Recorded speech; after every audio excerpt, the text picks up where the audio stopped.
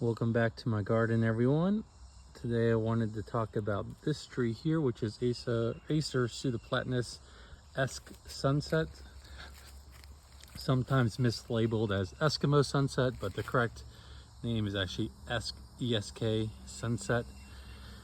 This is actually a sycamore maple.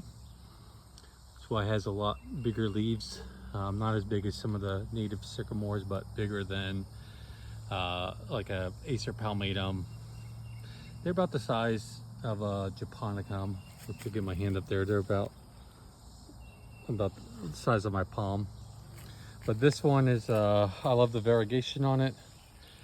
The nice thing about this is the backside also has this beautiful maroon color, and when it's blowing in the wind, you get that two-tone effect. Well, actually more than two tones. You got that beautiful sand dusting on the front, if I can get the camera to focus, and then that contrasts really well with that beautiful maroon on the back there.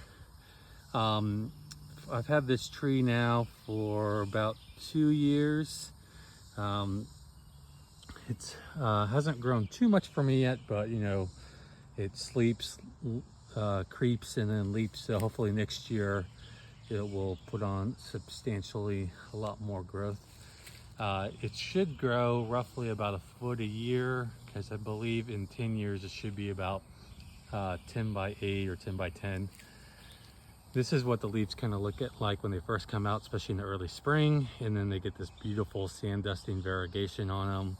As the spring progresses into summer, you can see we're in mid-July and it's still holding these beautiful sand dusting. This is one that looks like this every year. Don't have to prune it at all, to stress prune it like oregano niskis to get that variegation on it. Well, yep, this is just a beautiful tree. I would recommend it. I have mine. It gets direct sun in the morning for an hour or two, and then is in high dapple shade the rest of the day.